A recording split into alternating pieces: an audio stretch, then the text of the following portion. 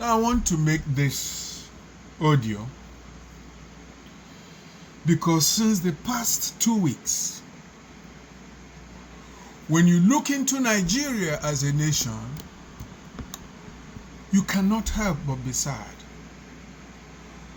What people are doing, what the leaders are doing, what division that exists now. It was never like so before.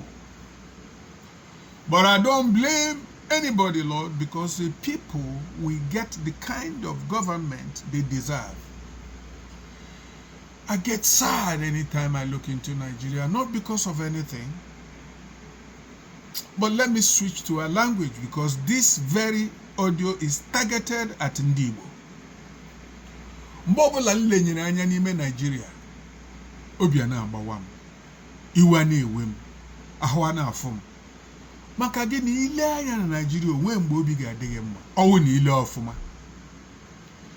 Ile otu Nigeria si aga kemgbe 2015.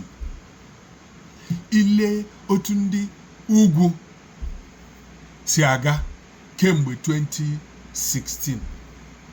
Ile otu ndị gwodogodo si eme ihe ha kemgbe 2015.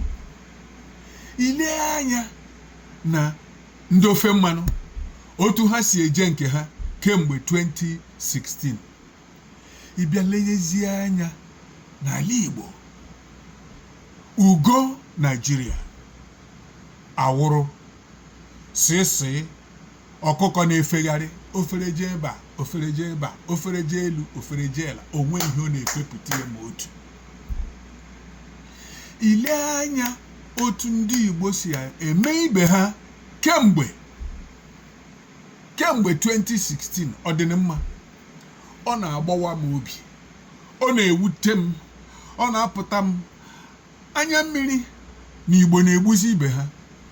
Ndị Igbo enwezi ihe ọwụ n'ebe ndị Igbo nọ. Chineke nna mere anyị ebere.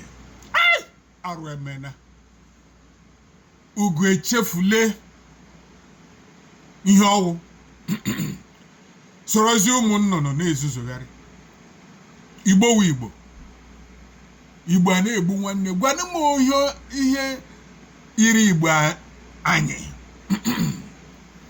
N'ịkpọ oku, kpọkọta oku, kpọọ ndị EbubeAgu, kpọọ ndị ESN, kpọọ ndị IPOB, jukwara ha ka ọbara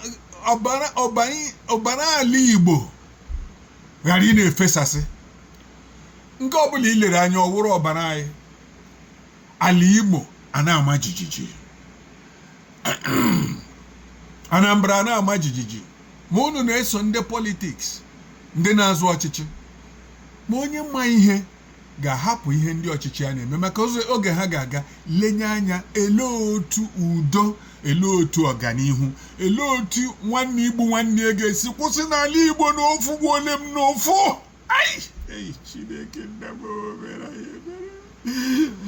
mere anyị ebere na nwanne na-egbuzi nwanne kemgbe afọ 10. O wutere m. O wutere m. Chineke o wutere m. Mere anyị ebere nna m. Ọkwa ikwuru na ọ ga-akwụsị n'afọ a. Ngwara ya kwụsịrị n'aha Jizọs. Amen.